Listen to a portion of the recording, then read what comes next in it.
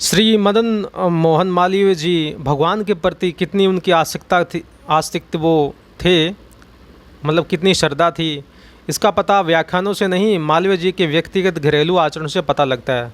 अपने विपत्तिग्रस्त पुत्र को घरेलू पत्र में आप लिखते हैं कि विपत्ति से त्राण पाने का सर्वोत्तम उपाय है भगवान की शरणागति।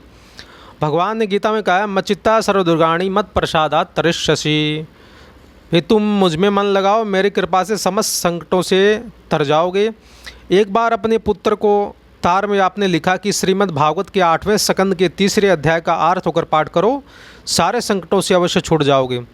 एक बार अपने प्रेमी को आपने बताया कि मेरी माता ने मुझे लड़कपन में एक अमूल्य वस्तु दी थी और कहा था, बच्चा इसका सेवन करने से तुम कभी असफल नहीं होगे।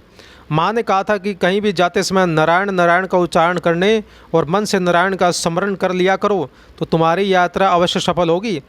तब से अब तक मैं सदा स्मरण करता हूँ और 2 ही 4 बार ऐसा हुआ है जब मैं भूला और मेरा अनुभव कि उस यात्रा में मैं असफल भी रहा हूँ। जब मैंने नारायण नारायण का नाम उच्चारण नहीं किया तो उस समय मैं यात्रा में असफल रहा हूँ।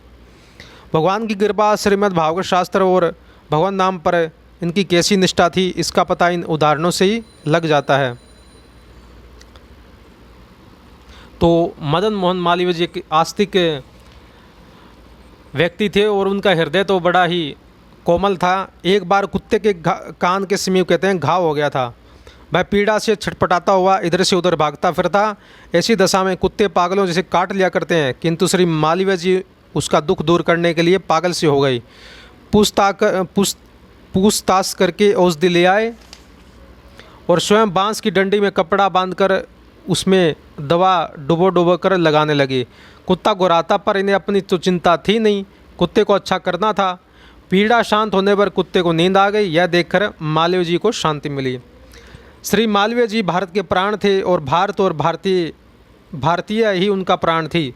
श्रीमती एनी बेसेंट ने कहा कि मैं दावे के साथ कहती हूँ कि विभिन्न मतों के बीच केवल मालवीय जी ही भारतीय एकता की मूर्ति बने खड़े हुए हैं। महात्मा गांधी के जीवन पर श्री मालवीय जी का अद्भुत प्रभाव पड़ा था। इस कारण गांधी जी के वे बड़े आदरणीय थे।